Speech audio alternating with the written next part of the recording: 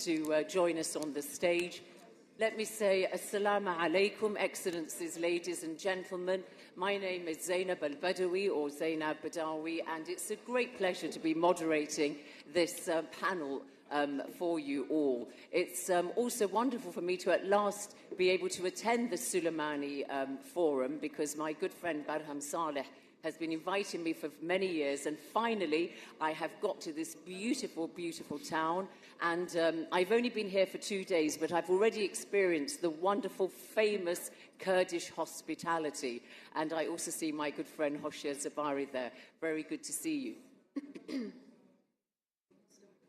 So while we await Barbara Leaf, I've just been told that actually we can start without her in the interests of time. So our panel is going to be looking at this particular topic. You may have read it in your programs. We've seen, of course, major political changes in Syria, Lebanon, and other parts of the Middle East. And so we want to examine the implications of all this for the political and security dynamics of that strategic corridor that links Iraq to the Levant, and to see whether it's going to lead to new alignments or indeed whether it may create further instability. And to do that, I've got a terrific panel here of key movers and shakers with me. We have here to my left His Excellency Saeed Khatibzadeh, who is the Deputy Foreign Minister for the Islamic Republic of Iran. You're also, sir, a former ambassador to Croatia, an advisor to the Foreign Minister in the past, and you now are Director General of a major think tank in Tehran, which is linked to the Ministry of Foreign Affairs. Your Excellency Rehbar Ahmed Khalid, you of course are the Minister of Interior here at the Kurdistan Regional Government, and of course you've held many senior positions in the KDP, so welcome to you also. My friend Dr. Abdulaziz Sager, your name Sager in Arabic means eagle, doesn't it? Falcon. Yeah, falcon. And you have an eagle eye because you're very good as the founder and chair of the Gulf Research Center at making sure you keep abreast of all the developments in the Middle East, because, of course, that you run this global think tank which has a presence all over the Gulf, and we know you from your media appearances and also as editor and author of numerous publications. And then on my far left we have Dareen Khalifa, who is an advisor on dialogue promotion at the ICG, the International Crisis Group. And before that, she was an expert on Syria for the ICG. And, of course, she's had a great deal of experience in mediation and has engaged with conflict actors herself. Previously, she was with Amnesty International and also the Center for Humanitarian Dialogue. And of somebody of Egyptian origin, and me having been born in the Sudan, I can also say, Doreen, that we are sort of neighbours, although you seem a bit distant at the moment. But thank you. So that's our panel. While we await Barbara Leaf, who some of you know, Ambassador Barbara Leaf is, of course, a former Assistant Secretary of State for Near Eastern Affairs. She has held a series of senior positions at the State Department, was also American ambassador to the UAE, and she's now a senior fellow at the Middle East Institute. So when she arrives, she's just going to take her seat. But please, I want you to welcome our panel. Thank you. So, panel, I want you all to be brief at the outset, and I'll start with you, Deputy Minister, to just say, looking as an overview at the region, what is the most critical change in that strategic corridor that perhaps worries you the most? And you'll have a chance to expand on what you're going to say, but just give us a quick, brief overview. Thank you very much. I'm very honored that Dr. Barham Saleh extended his invitation, and though it is my first time to be in Sulaimani, but I hope that it's not going to be the last one, and I'm very glad to be here and being exposed to such a distinguished audience here. You're talking about Middle East, and Middle East is Middle East, probably the most internationalized region that the international politics has ever seen. Anything happens in this region is going to have effects on international politics. Everybody knows that from October 7th, what has changed and what has been, happened in this region. It is quite obvious to everybody that this region is experiencing a profound changes. We don't know if it is the last stage of changes or not, or we are in the state of becoming. But what I can say is that we are seeing both continuity and change. It is not just change, but there are those elements of also continuity in our region, and later on we can talk about both those aspects of changes in our region and those aspects of continuity. What is happening right now is very much alarming, is very much dynamic to have, and we have to wait and see what's going on later on. Just very quickly, what is so alarming, briefly? Occupation, the naked language. Hello, Barbara. Hi, Barbara. I've already introduced you, so everybody knows who you are, but they knew you anyway, so it's okay. I did my best to prolong the introduction that you can join us, okay? Yeah. What is happening right now, the most important part of what is happening is this naked language of force and, the situation of permanent war that we are seeing in our region, and this atrocity that we are seeing in Gaza, in Palestine, and also this lawlessness, if I can say, or past or post-pactum situation that we are seeing in this region, which is very much alarming. So a lack of a rules-based order, as it were, and more conflict. Okay. All right. Minister of Interior, Minister Ahmed, what keeps you up at night? Well, first of all, thank you very much for the organizer of this very important event in Sulaimaniya, and special thanks to the former President of Iraq, Mr. Barham Saleh, and the UK, the American University here in Sulaimaniya. It's a great pleasure to be here and talking about one of the most important issues in the Middle East. I believe when we are talking about Middle East, we have to tackle the root of the problems. Unfortunately, globally and in the Middle East, locally, we are just talking about the conduct of the problems. The problems in the Middle East started a very long time ago at the beginning of formation of the national states in the Middle East, when it happened after the First World War and the formation of the national states in the Middle East. So it wasn't fair to the nations who are living in Middle East. When we are talking about the stability and security and any kind of dynamic movement in Middle East recently, we have to talk about the equilibrium between the nationalities here who are living, who are from the Kurdish perspective. We have to take care of the future of all of the nations here in the Middle East, especially when it comes to the peace and security and stability and the development of the region. We, as a nation, we are one of the major partners in Middle East as Kurdistanian, as Kurdish nation, but unfortunately, through the history, there wasn't any fair resolution regarding our nation and the future of the region. Therefore, when we are talking about the stability, we have to be careful about the future of this nation. It's almost about 40 million people in Middle East without any entity. As the President Nechirvan Barzani mentioned in his very strong speech, that we need peace and stability for everybody. And this will come through dialogue and peaceful dialogue with everybody, including our nation. We proved in this specific time that we can be a factor of stability, and we believe that our rights in Iraq should be according to the Constitution. And in every single country in the region which contain Kurdish nation, they have their right according to the peaceful negotiation with their governments and with their attitude and with their situation. So we will be more than happy to have a stable and secure Middle East, free of militias, free of any more conflicts, but having stability for everybody as a advantage. Thank you very much indeed, Minister, for giving us that very Kurdish perspective there on how you see your interests align with the rest of the region.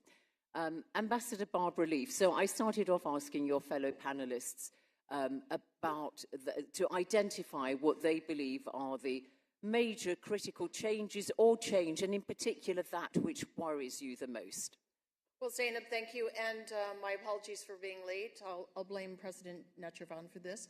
But no, I'm going to let a little bit of the optimist in me creep out, because what I see is the following. Over the last 6 months, we had really seismic change in a very large and really fragile, important piece of the landscape, which is Lebanon and Syria.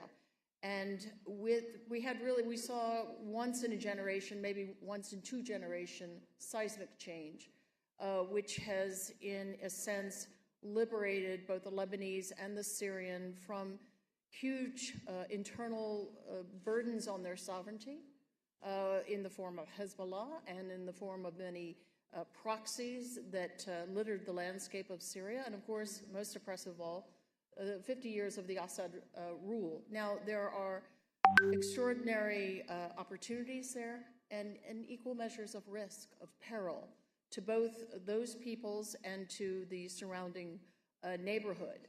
But what I think is quite important is that the key states of the region, especially the neighbors, but not only the neighbors, lean into the proposition of helping both the Lebanese and the Syrian peoples navigate this period of peril. Because honestly, the challenges, the threats, the odds are against successful transitions in places of such extraordinary fragility, trauma. But on the other hand, what a new world it is for the Syrian people, what a new world it is for the Lebanese people. So I worry about both states, but I also think that there are tremendous opportunities for the broader region to the degree those transitions succeed. You're right, you are quite optimistic, although you, as you say, you rightly identify the real terrible consequences of failure. Abdulaziz Sager, what's your view? Well, first, let me say how pleased I am to be again in Sulaimaniya, thanks to the kind invitation of President Barham. It's a place I love and I like, and the first time I was in Sulaimaniya, probably before some of the students were born, 1981. So I've been to Sulaimaniya many, many years ago, and President Barham was kind enough last time to show me the different part of the beautiful city of Sulaimaniya. So thank you for the American University, very pleased to be here. When I think about what makes me awake at night, honestly, is the unfair and the injustice and the brutality and the what we call the genocide that the Israelis continue doing in the region, and how they are fully supported, endorsed by certain countries in all what they are doing. You know, we thought, when I go back to Woodrow Wilson, his 14 points in 1917, and what he said, the right of determination for people, and that law have made Britain and France at that time upset, because it was the law that was used to liberate Algeria from France. It was the law that the Iranian left Bahrain with it in 72. It was the right of determination. You know, this is the America that we thought the model, the example. But when we see the full endorsement for Netanyahu government to continue doing what he has been doing, definitely it raises the question, you know, what is happening? You know, is it the same America that we are used to? Is it the same America that we liked? Is it the same? We differentiate, by the way, between people and policies. It's the same thing for me like Iran. I differentiate between the people in Iran, how much we like them and we know them, and the policies sometimes that has taken place. So that's definitely an issue, in my opinion, when we see that there is lack of role by the United Nations, lack of role by the key country in the European side, lack of really demonstrating how important to have law and order and how important to have the right of the people to be well protected. Right, okay, so quite similar then to the Deputy Minister, that you feel that the situation in Gaza and elsewhere is the key Not thing. only Gaza, I mean, it's, yes, it's the expansion in Syria, is the attack on Lebanon, it's the support to the different militia, unfortunately. The expansionism of Israel, as you say, in southern Syria, and obviously the land grabs in Lebanon and so on. I'm conscious that I don't want to duplicate what was discussed in the previous panel, so perhaps some of the topics that you want to cover there may have already been looked at in terms of the actions of Israel in the region. But Dareen Khalifa, what about you? What is the aspect that preoccupies you the most about these changes in the region, which were unthinkable, really, a year ago? Much for having me, and thank you so much for our gracious hosts. I mean, I think Syria is at the heart of these regional changes. Am I worried about it? Yes, obviously, the challenges are immense. And really, there's so many moving pieces and moving parts in it. But I think I share Ambassador Leif's optimism when I say I'm less worried than I was when Syria was under Assad. The thing that really concerns me about Syria today is the regional rivalries and how they're playing out in Syria. I mean, there's the perception in the region today that a lot is up for grabs. There's a lot of competition, and things have really changed. The perceptions have changed. We're seeing this being manifested in very obvious ways, and the Turkey-Israel rivalry and how it's playing out in Syria. It's really, really alarming. I mean, Israel has had a free reign in Syria arguably since 2017.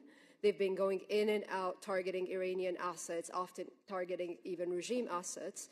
But since December 8 in particular, they've really doubled down on their kinetic approach. They've obliterated most of Syria's military facilities. They've moved in on the ground and occupied territory southwest of the Golan. They've called for a demilitarized zone. They've in essence, called for partitioning the country into zones of influence.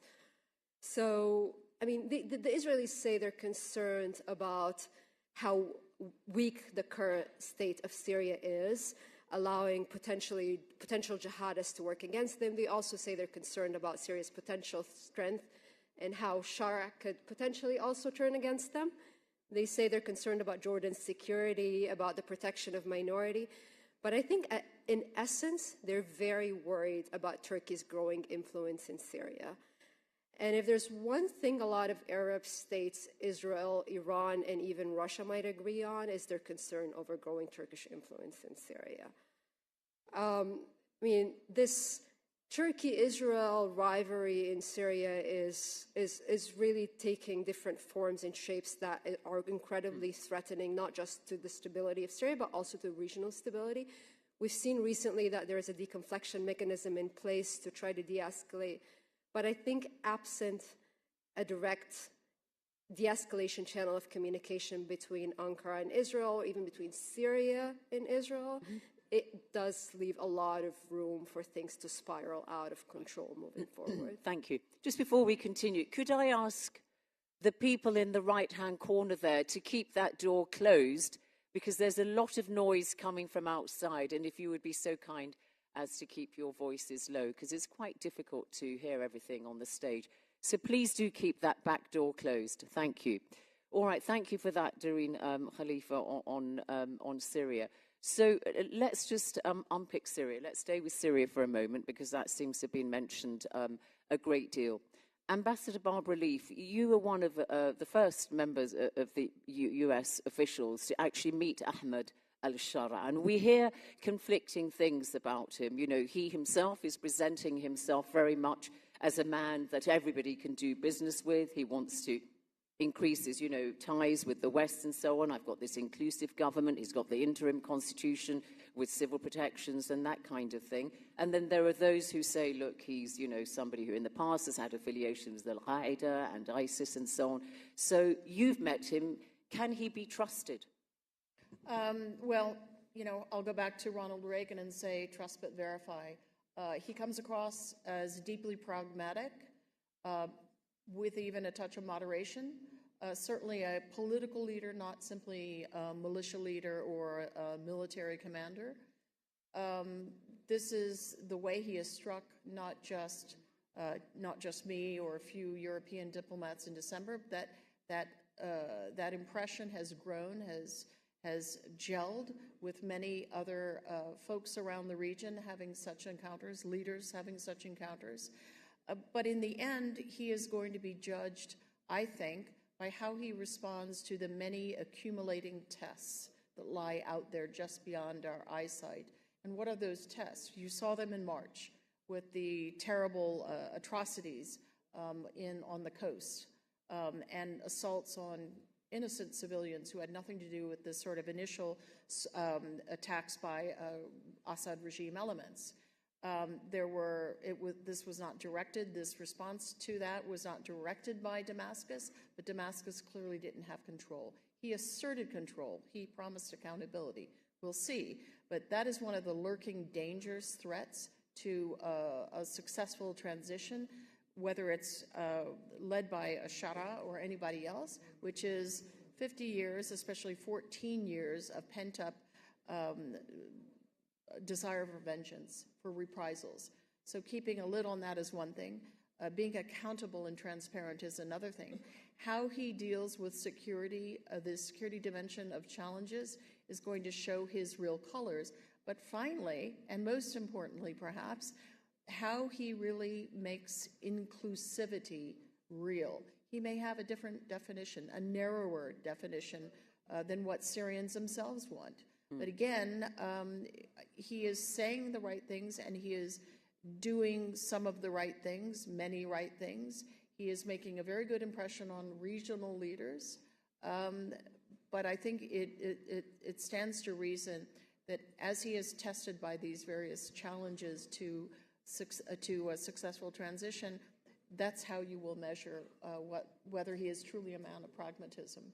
Deputy Minister, what's the view from Tehran now on Syria? Because, of course, you've seen the removal of the Assad regime and so on, and now you see groups that were allied to Hayat Tahrir al-Sham, which is, of course, the group that Ahmed al-Shara led, the Sunnis in the ascendance and so on, and you've seen a real depletion of Iranian influence in Syria. How much does that worry you? In 2013, I remember, let me tell you something. I was based in Berlin, and I remember I had close talks, discreet talks with Syrian opposition. And in 2013, it was not the best time for Assad and his troops on the ground. We met in a hotel. 5 leading opposition of Syrian from different factions and sections met us. And I was in the middle of, I was among the Iranians who met them. Now we can talk and reveal that. During the whole years, we tried to reach out to different genuine oppositions and also elements in the government. At that time, I remember, I've heard that one of the key person in that meeting now, she has passed away. And she was brilliant, she was excellent. I don't know if the news is correct or not, but the lady was in the meeting. Probably she's not, if she's alive, probably she's not happy that I name her, but she told me in the meeting that why you are so insisting on Assad. And it was in 2013. She was kind of the interim prime minister of the opposition. I told her that, look, we are very much concerned about the post-Assad situation, in which occupation happens, in which, at that time, Daesh, ISIS, takeover, in which non-Syrian fighters get into the power, and Salafi extremist elements have this opportunity to exclude the others. And I name a list of our concerns. You are answering your questions. Now I am seeing the situation in Syria. I really would like to be optimistic. But should I be? Do we see less occupation now in Syria? Israelis has occupied not only Golan Heights, but also they are sitting 40 kilometers from Damascus. My dear friends, any country under occupation cannot see flourishing, cannot see development, cannot see stability, cannot see peace. And Israelis are not there to leave, they are there to stay. Part of Syria is occupied by the United States, another part by Turkey. And do we are seeing an inclusive government? I really would like to see and believe transformation, trust what is happening. I see the hope there. But we need more than hope. Hope will result in frustration soon if we see all those concerns. Still, I am seeing the elements of those concerns. All right. But talking about Iran, we are sitting a little bit, far from Syria right now, cautiously watching what is happening and supporting the Syrian people. And this is what we are going to do. We are going to provide support with goodwill and our good office and trying to actually help the Syrian government to be as inclusive as possible and has the ground actually to try and hopefully less error of this government building in Syria these days. So continuing engagement. We are not rushing into anything. We are ready for engagement, okay? We are ready to help them. We are ready to support them. If Iran was not in Syria, now nobody can now talk about HTS. Daesh was in power right now. And we hope that HTS soon can, and Ahmad al-Shar can form an inclusive government and try to, how can I say, not to be offensive to our friends in Damascus, those non-Syrian fighters and extremist elements that were actually formed HTS. HTS was Syrians plus Chechens, Uyghurs, and many other non-Syrian fighters. We are not still sure where are they. Okay. And we are not sure exactly what are their roles. So we are ready for engage if there is any need on the other side. Okay. Yeah, just very quickly, because I'd like to get Abdulaziz Sager, but yes, please. No, I was just going to say the Iranian government is going to support the Syrian people. And in terms of bringing foreign fighters to Syria, well, of course, Iran brought Afghans and Pakistanis and Iraqis and others. So those have left, thank goodness. And yes, you're right. The foreign fighters in the big tent that formed the coalition with HTS, they are a problem. Okay, well, let's pick that up with you, Abdulaziz Sager, because we know that from reports that ISIS has really re-emerged in Syria. I mean, the Al-Sufan Center, the think tank based in New York, says that attacks carried out by ISIS in Syria last year tripled to about 700, and that they're more dispersed, and they're also worried about those ISIS operatives, thousands of them, who are being held in detention centers, and, various forces are trying to keep them contained. But this poses a real threat, not only to Syria, but the wider region. The question is for me or for Abdulaziz? For Abdulaziz Sager, yes. Thank you. But you can answer it too if you Sure. wish, Minister, Sure. after him. Yes. First, let me say there was an interest by 3 countries that have led to the change in Syria. The Turks, they don't want to have Kurdistan in north of Syria. The Israeli, they want to have the Iranian out of Syria, and the pipeline that used to supply to Hamas, to Hezbollah, to all these things to be stopped. And the American, they want to see the Russian out. So these 3 interests have made it possible for somebody like Shara to move and to be there. Now, ISIS were fought by the whole region, whether Iraq, and there used to be the coalition against ISIS and so. ISIS cannot exist in their own. There must be somebody supporting them, providing them. They could not create their own economic independency like the other normal militant group that have created. We had a book in Violent Non-State Actor, by the way. We did a very nice study putting almost 22 sort of violent non-state actors in perspective. And we find a commonality between them. They all have an ideology. They all are linked to outside their country support. Gaddafi used to support the Irish, for instance. You know, they all have their own economic independence. You know, they build their network, and they all have their own economic independence. And they all grow in a failing state. And unfortunately, today in the Middle East, we have 7 almost states in difficult situations. Some of them are already failing, and some of them are already in the process of the failing state. Syria today, if we don't stand behind it, forget about the Salafists and the Islamists and the Shia and so. I was the one who managed and moderated the 2015 Syrian opposition meeting in Saudi in Riyadh, and I was the one who wrote the Riyadh Declaration. I insisted in the unity of Syria, on the mosaic.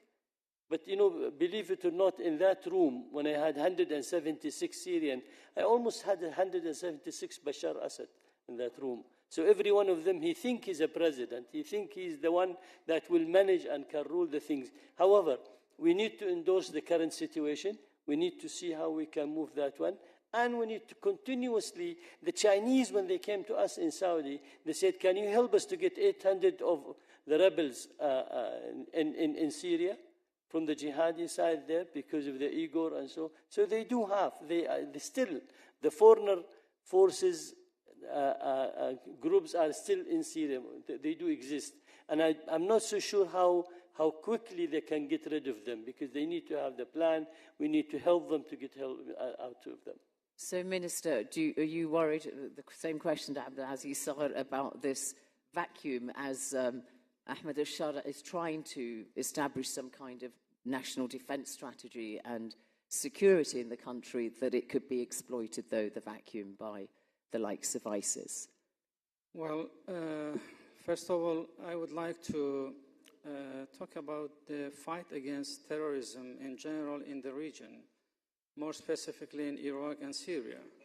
We, as Kurdistanian, through the Peshmerga forces, we were the first forces who defeated ISIS on the ground by the support we received from the international coalition forces led by the United States, and we are highly appreciated for that support in general in Iraq and more specifically in Kurdistan. ISIS is, again, a conduct of some other problems in the region. It's not the problem itself. And the terrorism is a conduct of some other political, economic, and social problems in the region, and is a belief problem. I believe we have to tackle the ideology itself. Otherwise, we will face the terrorism in different shape, different name, and in different time, as it was in the past, with different name and different geography. The global coalition and the local forces were fighting terrorism. And still, when it comes to Syria, according to the positive change in Syria, what happened recently, yes, there is a vacuum, and the terrorism take benefit from this vacuum. The more activities by ISIS in some areas close to Iraqi border, and we all are ready for supporting the new administration in Syria and Damascus. And recently, everybody is aware that there were a meeting between the neighboring country, including Iraq, Turkey, Lebanon, Jordan, and including Syria. They had a very productive meeting in Jordan to tackling this specific issue in Syria. Still, there is need to have a coalition, even it's locally or globalism, to have a good cooperation and exchanging information. The basis should be exchanged with each other to have a database for all of these activities and those members, and more specifically about the Al-Hol camp. Okay, it's one of the main threat and challenge, not to Syria, but to the security and stability to all around the world, because there's a large number of foreign fighters inside these camps, and thousands of Iraqi families and terrorism members are just stayed in these camps. So recently we had a very good cooperation with our partner in Baghdad and our regional partners that we have to tackle this issue, cooperating with the global coalition forces and even with Syrian, how to keep this area safe and secure for everybody, because it's a real challenge for our border, and the situation will not be supportive if any kind of weak point will happen in this camp. Thank you, thank you. Doreen Khalifa, so you're the Syria expert. Just do very quick points to you then. How real is the threat to ISIS, from ISIS, not only to Syria, but for neighbouring countries? And then very quickly, in addition to trying to create some security in the country, Ahmed Ashar has also got to deliver something economically to the country. We know that Syria is still burdened by numerous sanctions. Saudi Arabia recently has just bought out its debt to the World Bank, which may open the way for it receiving more loans from the World Bank and so on, which will go some way to helping. But the sanctions are still there. The Americans say, show us the progress that we are looking to see on security and inclusivity and so on. But that is also a threat, isn't it? Because instability thrives on economic deprivation, and the vast majority of Syrians really are living on the brink. Yeah, no, absolutely. And before I touch on the ISIS question, I think it's important to also give some agency to the Syrians here. I mean, the future of Syria is not going to be determined by what the Israeli or what the Turks or what any external actor wants on its own. I've known Ahmed Ashar for almost 7 years now, and we can agree or disagree on the level of transformation the guy has undergone, but I think we can agree that he's not to be underestimated. He is a strong operative in his own right, and what he wants today has become increasingly clear.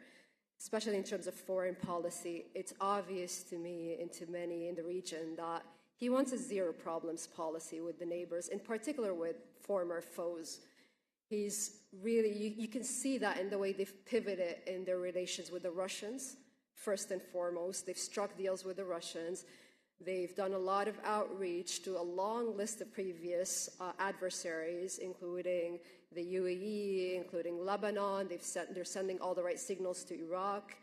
But even with the Israelis, they're sending a lot of de-escalatory messages.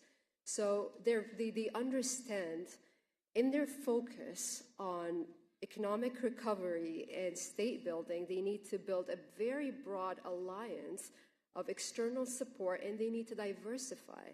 They can't be over-reliant on only their close friends, namely Qatar and Turkey. They need to win over the US. They need to win over the West, but also they need to at least neutralize their previous enemies in the region in order to avoid them destabilizing. And I'll just say one point. I'm really glad to hear from the Iranian side that there is an interest in trying to explore opportunities in Damascus, because the perception in Damascus today is that Iran is actively working to try to destabilize the transition. Whether or not that perception is true, I think if everyone in Syria believes that, that's what really matters at this point. And it is important from an Iranian standpoint to kind of rectify that, because the sense is Iran is actively fueling an insurgency against Damascus, is trying to push the Kurdish forces away from peace talks with Turkey and from Damascus. So that perception is going to not really help Iranian positioning with the new reality in Syria. Just hold that there. Could you just hold that there then, and let's get a response on that specific point from the Deputy Foreign Minister. Is Iran destabilizing Syria? Actually, I think that the question is not about Iran anymore. Deviating the question, the real question on the ground, is not helping anybody. The question I told you is about the United States occupation, exploiting everything there, and now everything is in the hand of those who are supporting HTS and Ahmed Ashar. Is Iran there? The moment that we notice the central government of Syria is not anymore interested to defend, the moment we left the country. Because we never are in a country to fight on behalf of the central government of that country. We are there to help on the request of the central government of that country. So you can see that we have a consistent policy of supporting central government, being Qatar, being full blockades of Saudi Arabia. You remember that, and United Arab Emirates. on the request of the central government of Qatar. And at that time, Qatar was supporting HTS very much, and we were not on the same side. With Turkey, when the coup happened in Turkey, and in Turkey, you remember, we had the mechanism of helping each other and trying to coordinate our differences over Syria through this Astana process. We stood the whole night to help our brothers and friends in Turkey.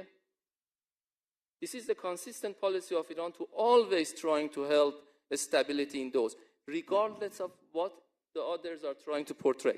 But to answering your question, or probably your point, the accusations always are coming when frustration happens.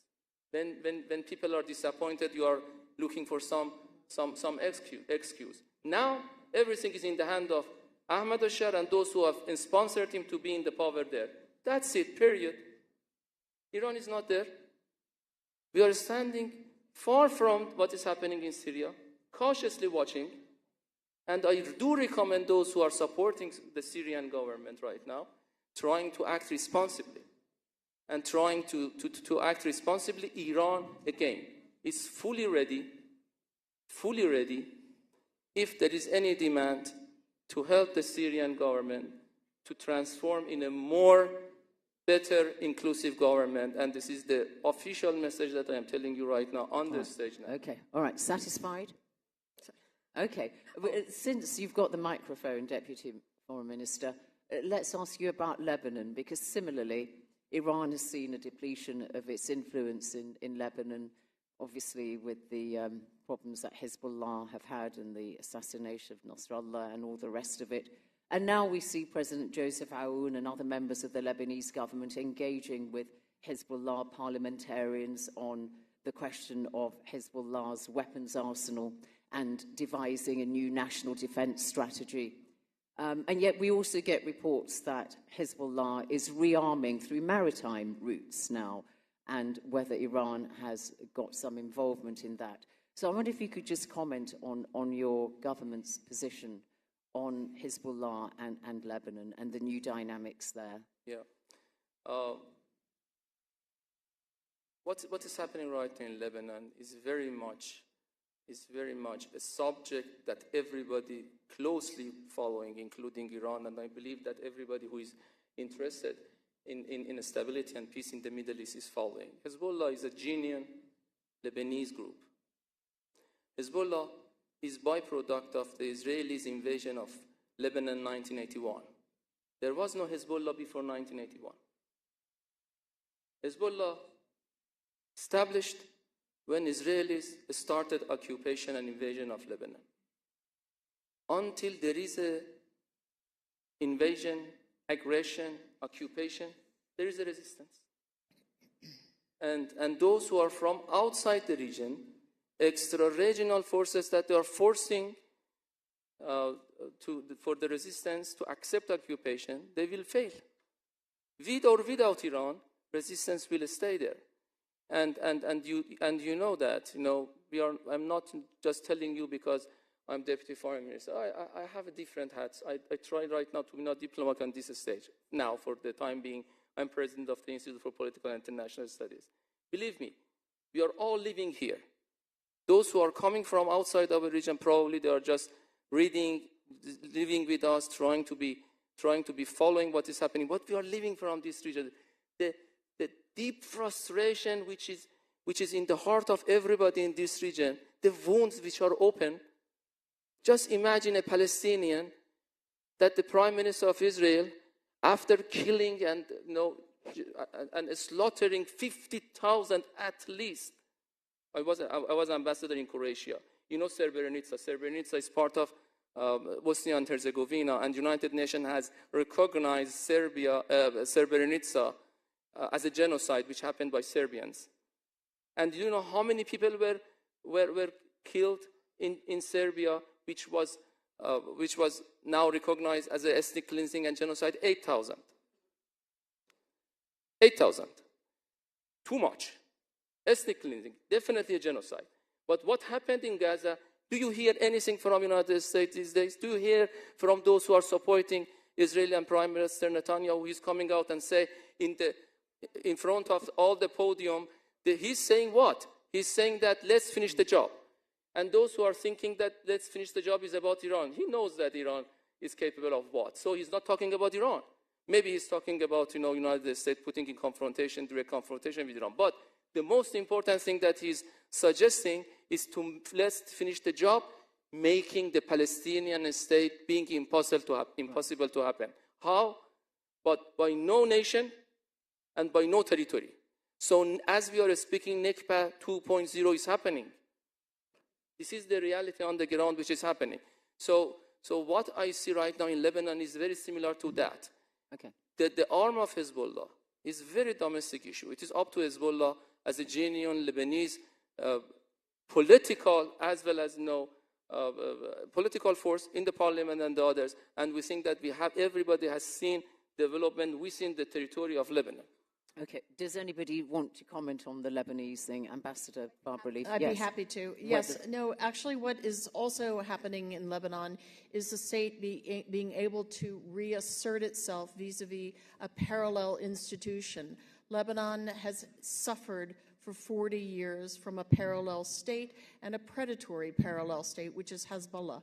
And long after Israelis had left southern Lebanon, Hezbollah continued to operate as such and as a threat to the sovereignty and agency of the state. And you've heard that from the new leadership of Lebanon, who are taking back Lebanese sovereignty. So that's one point. And then on Syria, well, I mean, yes, Iran supported the Assad regime, the central government, in its quest to brutalize millions of Syrians. So again, it's good to hear that Iran is now looking cautiously to support the Syrian people. But I will just say on the issue of occupation, you have a lot to teach other countries about occupying and bringing proxies onto their soil. And we, as yet, have not been told by the government of Damascus that we are occupying Syrian soil. Rather, we are helping contest ISIS, and we fostered the reconciliation and the rapprochement between the SDF and Damascus. Okay. Abdulaziz Sager, just on Lebanon, would you just finish off on Lebanon? Is this an opportunity for new realignments and so on, given the real emasculation of Hezbollah? Well, we're happy to see that Hezbollah power is getting lower and lower. It's not yet totally diluted. There is 3 levels in Hezbollah. There is a long-range missiles, which has been almost, dismantled and been attacked. There is the 100,000 militia that Hassan Nasrallah used to say, I have 100,000 fighter militia there. And then there is the public people that are in support of Hezbollah. We cannot get rid of Hezbollah. We have to find a way how to keep them busy domestically for the development there. But at the same time, we believe in the central government role, that weapon system should be in the hand of the central government. We believe in law and order, and not loyalty to a country outside. What drives us crazy here in the region, I think, just to say it for my good Iranian friend here, whom we know each other very well, still we are suffering from the Iranian agenda in the region. Interventionist policy, expansionist policy, using sectarian as a dimension of an expansion, maritime security issue, energy issue, all of this issue remains. We love the Iranian people as a people. We communicate with them, we involve with them, we indulge with them, but in no way we are going to accept. I am so pleased today the changes in Syria. So the corridor that was using Iraq, Syria to supply to Hezbollah is being cut now. And I think it's very important that Iran change its behavior in the region if they want to be in the region in peace. We have never involved in any sort of changing of regime. The Iranian choices of regime is theirs. We wish to see prosperity and healthy and a prosperous nation in Iran. That's their issues. If they focus on their domestic development, they have a market of 400 million people around them. I'm sure they're going to have a better negotiation with somebody like Trump, because he can see the potentiality on the business side and the dollar and the cent. But at the same time, they still can live in the region with no interventionist policy, with no support of militia. Iran decided to go with the militia and not with the state. They support Hezbollah, but not the Lebanese state. They support the Houthi, but not the Yemeni government. They support the Hamas, but not the Palestinian government. Okay, all right. Well, you're not pulling your punches. Minister Ahmed wanted to speak, and then very quickly, Darina. Very quickly, just on ISIS, because I'm conscious that I didn't respond to that ISIS question.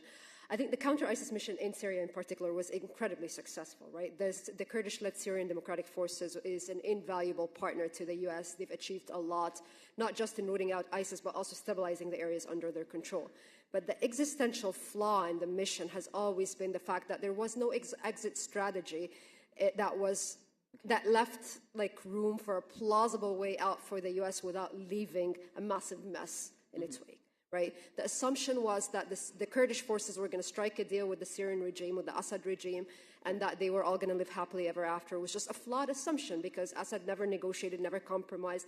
And for anyone who was listening to Assad or to the SDF knew that that was not possible. Today, that has changed.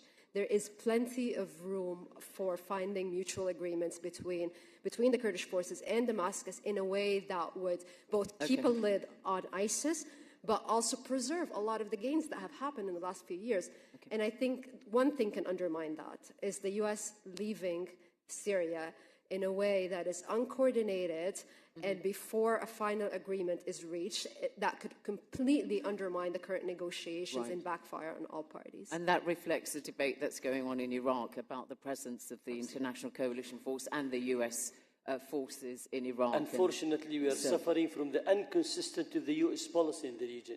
Right. Do we trust the US policy in the region? There is a big question mark in that side. Yeah, okay. Minister Ahmed, briefly, if you would, because I do want to come back. I will try to make a link between all of this part of this puzzle. In Lebanon, in Syria, in Iraq, in Iran, and taking benefit from the old experience in the Middle East, where different countries just try to have weaponizing the region. It's not good for the stability and the security for this specific area, because it's not just related to local interests, it's related to the international and to the superpower forces all around the world. When we are talking about the weaponizing in Lebanon, in Syria before, and before the previous regime in Iraq, they did the same, and now in Iran. So everybody is spending a large number of billions of dollars for this weapon. And at the end of the day, they are not taking any benefit. They are just trying to destroy the stability and the peaceful and the coexistence in Middle East. So we have to focus internally in our countries to build our capacity internally and to integrate each other in the Middle East in different way within the economic process and development areas. Thank you very much indeed. And as always for your government, you've got to have this balancing act between the various influential actors in the region, Turkey and Iran and so on, but that's a whole big area we can't go into right now. Saeed Khatibzadeh, I'm sure a lot of people in this room would be very interested in knowing what you have to say about the current track of talks between the Foreign Minister of Iran, Abbas Araghchi, and Steve Witkoff, the US envoy. You've had these talks in Oman under the auspices of al-Busaydi at his home, I believe, just 10 minutes from the airport. The Iranians were on one side of the hall in one reception room and the Americans on the other side, but apparently the two did meet briefly in the hallway as they were exiting, and more talks on the 19th of this month. So you've got your red line area of you don't want to dismantle your nuclear program at all, you want to maintain it, for civilian use and so on, and the Americans, now we know clarity from Steve Witkoff in the Fox News interview yesterday that President Trump does want the complete dismantlement of your nuclear program. So your red line, the Americans' red line, is there any hope for these talks?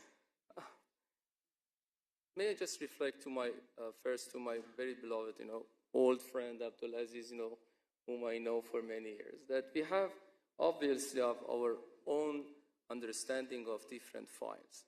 But labeling those files and reducing those files to one or two elements are oversimplification, and by oversimplification, probably you lose preciseness of the subject which is happening.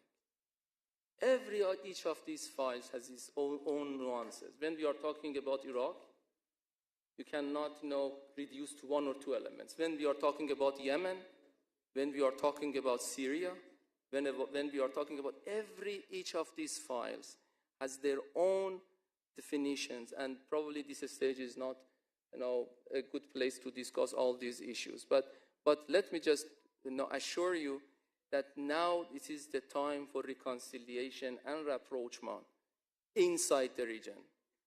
And this enforced agenda from outside for many decades have failed.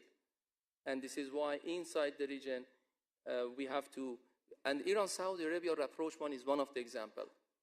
We did it, started from Baghdad. From Iraq. The discrete talks happened first here. And then it continued and developed and wrapped up in Beijing. United States was there? No. Europeans were there? No.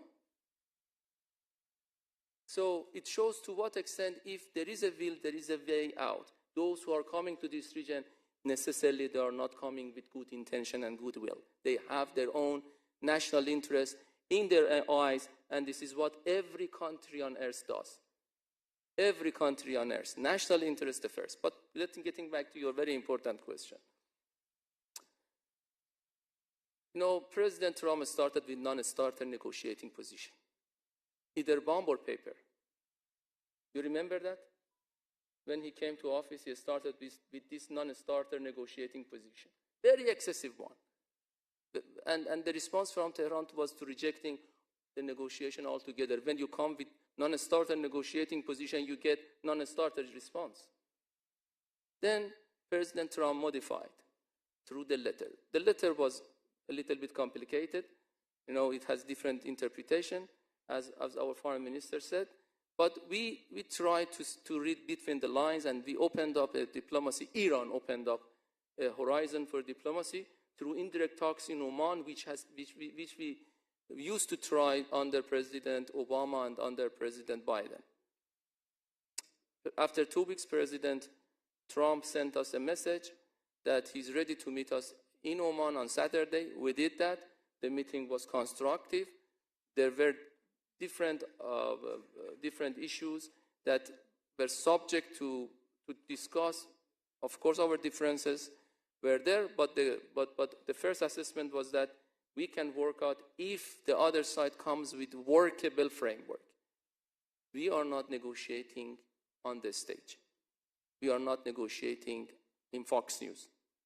We are negotiating in the closed room with the real agenda, which is addressing non-proliferation concern of the other side, if it's genuine, and ensuring that this time the other side is not cheating and will honor its words and will remove sanctions. So the sanction relief aspect of the talks is another wing. So if we can bring the balance between these two, then we can work on an acceptable framework. No country on earth compromise on its national security. Definitely Iran, as the oldest continuous civilization on earth, will not accept that. We know our challenges, we know our capacities.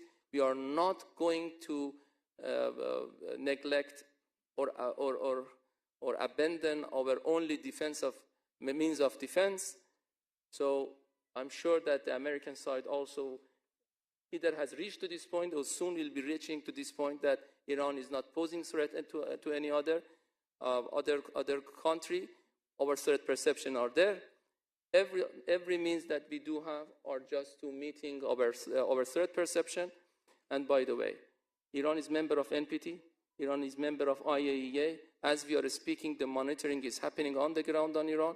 Iran has never diverted its new peaceful nuclear activities, and Iran will never weaponize its program. Okay, thank you very much for that. And just very quickly, because we've run out of time, a yes or no answer from all of you. I asked at the outset, new alignments, further instability in the region, yes or no? Further instability, Abdulaziz Sager? Comme ci, comme ça.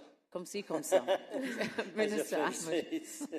Yeah, it's one of the wishes to have this security and stability. Okay, further instability? I would like to say, I hope for so. Ambassador Leaf? High risk, but there's high opportunity. Dareen Khalif? I agree. I remain optimistic.